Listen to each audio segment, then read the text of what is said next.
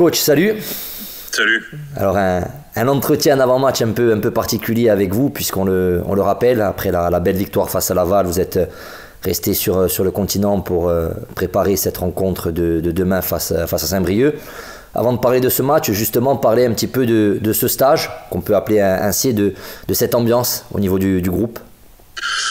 L'ambiance est bonne parce qu'on a gagné mardi un match important, donc ça a lancé de manière impeccable ce stage. Après, je dis pas qu'en cas de résultat et de contre-performance mardi dernier contre Laval, le stage se serait mal passé, mais c'est évident qu'il serait certainement moins bien passé puisqu'il y aurait eu de la tension. Donc non, là, cette victoire a fait beaucoup de bien. On profite pleinement de toutes les installations, on est très bien reçus, et on passe de bons moments, on rigole pas mal. Alors, on a vu que face à Laval, l'équipe avait montré des qualités qu'elle n'avait peut-être pas montrées ces dernières semaines. Beaucoup d'abnégation, beaucoup de solidarité, beaucoup d'engagement. C'est l'effet justement de ce stage, de partir à plusieurs, ou alors c'est une réaction par rapport aux deux contre-performances qu'elle avait subies auparavant? C'est peut-être un petit peu des deux. Je pense que c'est plus une grosse réaction par rapport aux contre-performances, puisque on a joué mardi, on est parti lundi matin, donc on n'avait pas encore pu récolter les effets du stage, on va dire. C'est surtout une grosse réaction et un retour aux fondamentaux, parce que on avait, je pense, sur les deux derniers matchs et sur nos deux défaites, on avait perdu un petit peu ce qui fait qu'on en était là aujourd'hui, c'est-à-dire de la rigueur, beaucoup de rigueur défensive, de concentration, d'agressivité, de défendre en avançant. On avait perdu un petit peu ça. Donc, c'est les fondations de bonne performance, cette attitude-là. Donc, on a su les retrouver. Maintenant, il faut mettre un dernier coup de collier. Alors, face à Laval, pour faire un peu la transition entre les deux rencontres, on a vu que cette équipe était revenue à, non pas ses fondamentaux, mais un système plus classique que vous aviez utilisé en début de saison. Pourquoi ce choix justement de revenir en arrière? C'était pour redonner confiance à l'équipe dans un système qu'elle connaissait parfaitement, ou alors de votre côté vous avez voulu véritablement marquer une cassure par rapport à ce qui s'était passé lors des 2-3 dernières sorties?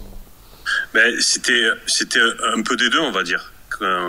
Quand on essaye quelque chose, que ça marche à moitié, on va dire, ou pas forcément comme on attendait. On essaye déjà dans ces situations-là de rassurer tout le monde avec quelque chose qu'on maîtrise sur le bout des doigts. Le 4-3-3, on le maîtrise parfaitement. Ça a apporté ses fruits sur toute la saison. C'est un système qu'on maîtrise bien. Et puis aussi pour marquer une cassure et pour montrer qu'on était nous aussi, le staff, pas assis sur des certitudes. On se remet en question et on analyse ce qu'on fait de bien, ce qu'on fait de moins bien. Et là, on a jugé que c'était opportun de revenir au 4-3-3 et à ce qu'on sait faire de mieux, à être bien en bloc, bien défendre, se projeter rapidement vers l'avant et être capable de jouer quand on a le ballon aussi, puisqu'on a vu contre Laval qu'on avait fait des ressorties de balles. Ça faisait un petit moment qu'on n'avait pas vu ça, des ressorties de balles de cette qualité-là, donc c'est bien, mais bon, maintenant, c'est qu'un match, voilà. Ne retombons pas dans nos travers, comme après la victoire de Créteil. Maintenant, il faut enchaîner, il faut faire une série de victoires. Alors, vous parlez de série de victoires, c'est-à-dire que vous vous projetez véritablement sur le long terme, on va dire, de cette fin de saison, alors que mathématiquement, aujourd'hui, il manquerait peut-être une victoire et un nul pour valider l'accession pour le Sporting. Mathématiquement, c'est 59 points. Aujourd'hui, le club en a 53. Ça veut dire que les adversaires directs devraient faire carton plein. Comment on se situe justement dans cette situation quand on sait qu'il ne manque peut-être qu'une victoire et un nul pour véritablement atteindre l'objectif? On se concentre sur le match de Saint-Brieuc. Voilà. Après la victoire de Créteil, on s'est trop projeté. On a mis beaucoup de temps à atteindre cette barre des 50 points qui était importante.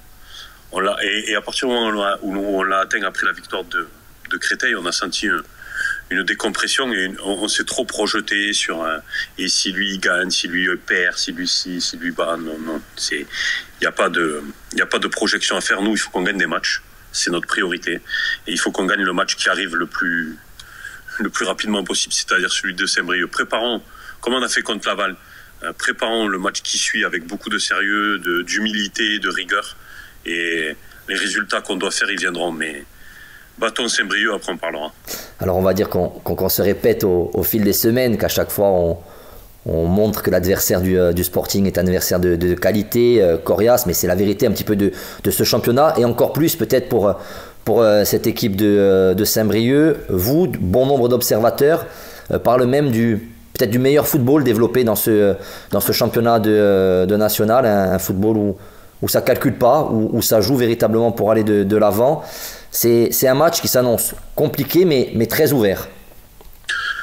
Ouais, match compliqué parce que c'est une équipe qui nous avait posé beaucoup de problèmes au match aller. Donc on sait à quoi s'attendre, mais je préfère jouer ce type de match-là parce que je sais que les joueurs sont sur le qui-vive et ont beaucoup de respect pour cette équipe-là. Ça ne veut pas dire qu'on va les laisser faire, loin de là, mais je préfère quand mon équipe est craintive entre guillemets, parce qu'on a peur de personne. Mais c'est important de pas sous-estimer notre adversaire. C'est ce qu'on n'a jamais fait cette année. C'est pas faire preuve de quelconque populisme ou quoi que ce soit. C'est être bien rigoureux, bien concentré sur ce qu'on doit faire. On le voit, hein. Si le championnat était un championnat bidon, eh ben, on aurait 90 points et les derniers ils auraient 10 points. C'est pas le cas. Donc on voit que c'est très serré. Quand on voit que jusqu'au 12e, ils peuvent jouer la montée. Ça prouve que toutes les équipes sont de très bonne valeur. Et Saint-Brieuc fait partie de ces équipes-là, fait même partie du haut de tableau de ces équipes-là. Vous ne faites pas match nul contre Quevilly-Rouen et vous ne gagnez pas au Red Star par hasard. Ça ne tombe pas du ciel, hein, les choses. Hein. On n'est pas devant une PlayStation ou devant quoi que ce soit. Voilà, il faut faire les choses correctement, faire les choses bien, être très humble et respecter cette équipe et faire de notre mieux en retrouvant les valeurs qui sont les nôtres et qu'on a retrouvées contre Laval. Voilà, il n'y a pas d'autre chose à aller chercher. Et après, il sera temps de parler, mais concentrons-nous sur ce match-là, c'est très important. Pour conclure, coach, un petit mot sur le groupe. Est-ce qu'il y a des petits bobos ou est-ce que tout le monde sera sur le pont pour ce match de Saint-Brieuc? Non, les 21 sont disponibles. Boko a une petite douleur à la hanche, on va faire le point cet après-midi. Et Tom Ducroix a pris un petit coup sur le coup du pied, mais normalement ça devrait aller. Après on fera le point.